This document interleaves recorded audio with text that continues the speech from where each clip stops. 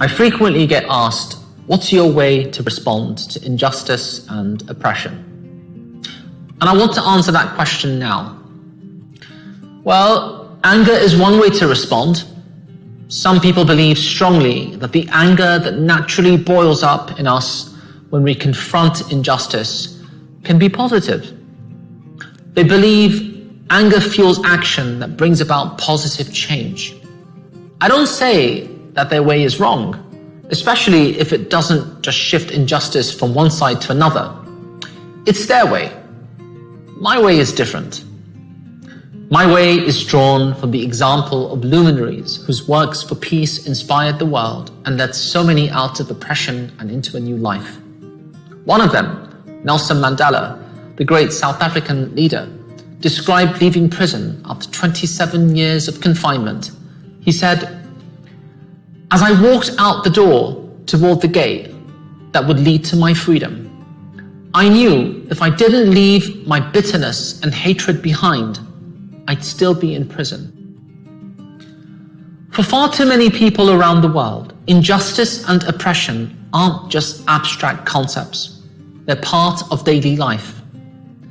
Take the recent example, the ceasefire just reached between Israel and Palestine may cause reporters to pack up their cameras and move on to the next hotspot.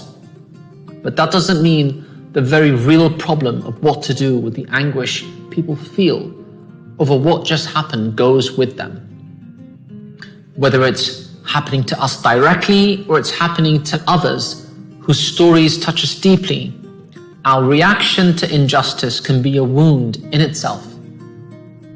My way to respond to injustice? I'd say, to start, we must hold on to our human dignity.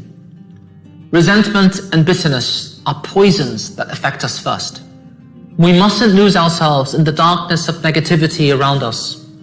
It's my belief that any actions we take against injustice and oppression can succeed if they are free of the intention to oppress others. History teaches us that works based in unity and peace endure. Those bred of violence never do. My response is to put aside the dead end of tribalism with its attitude of exclusion, rejection, and us against them mentality. What is injustice but a lack of balance? We see all around us the imbalance that tribal attitudes cause. Violence, war, and now disruption to the very web of life that sustains us all.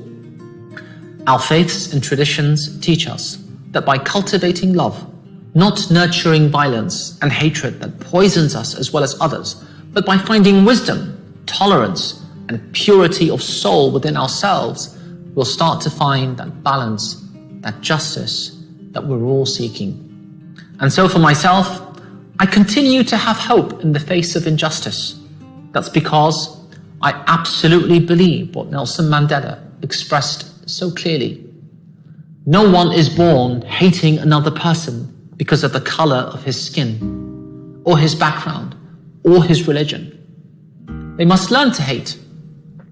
And if they can learn to hate, they can be taught to love. For love comes more naturally to the human heart than its opposite.